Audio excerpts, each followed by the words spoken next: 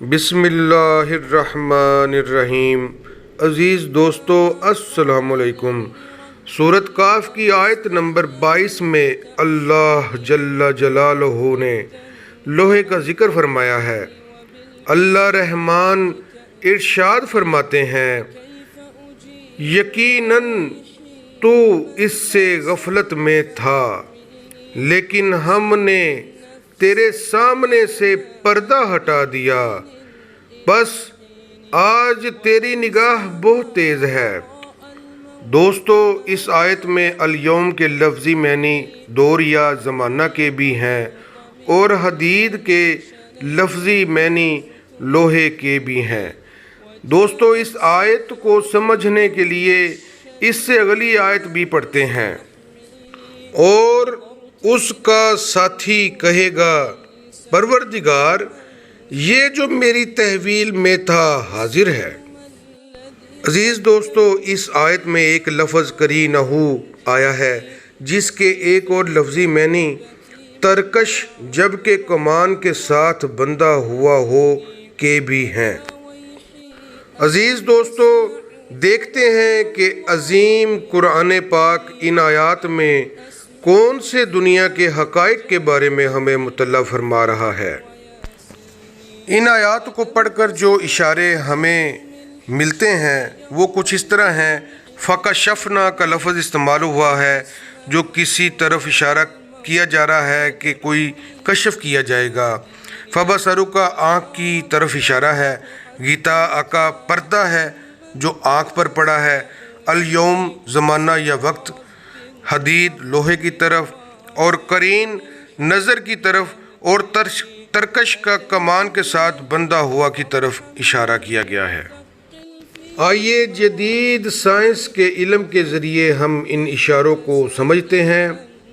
ہماری آنکھ کس طرح کام کرتی ہے اور اس کے اہم حصے کورنیا اور ریٹینا کیا ہے۔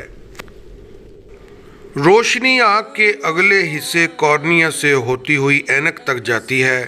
کارنیا اور لینز روشنی کی شعاؤں کو آنکھ کے پچھلے حصے ریٹینا پر مرکوز کرنے میں مدد کرتے ہیں۔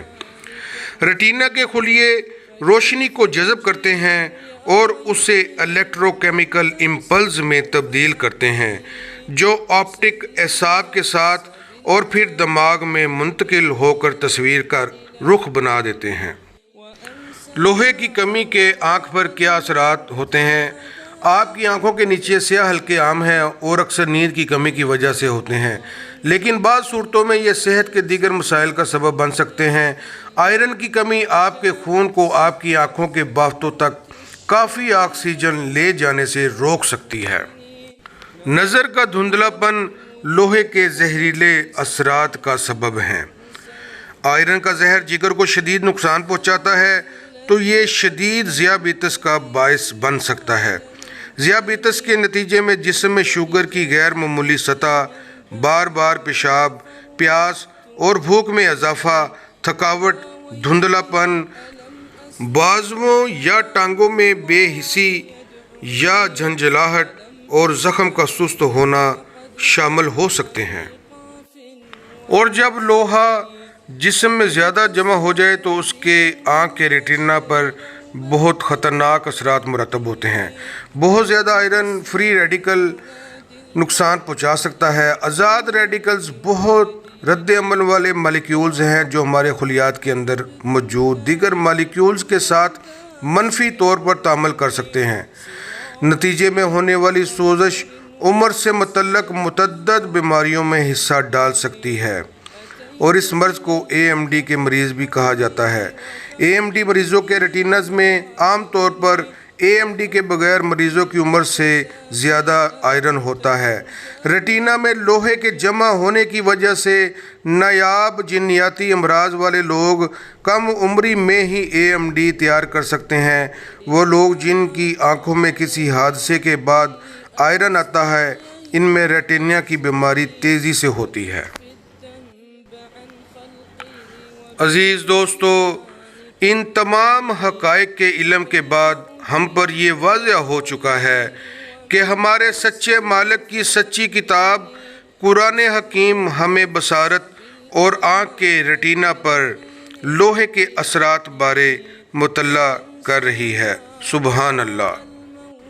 عزیز دوستو، وہ رحمان سچا مالک ہے اور آخرت بھی سچ ہے اور جزا اور حساب بھی ہو کر رہے گا۔ عزیز دوستو، آئیے اب ہم آیت نمبر 2557 میں لوہے کے ذکر کے حوالے سے غور کرتے ہیں۔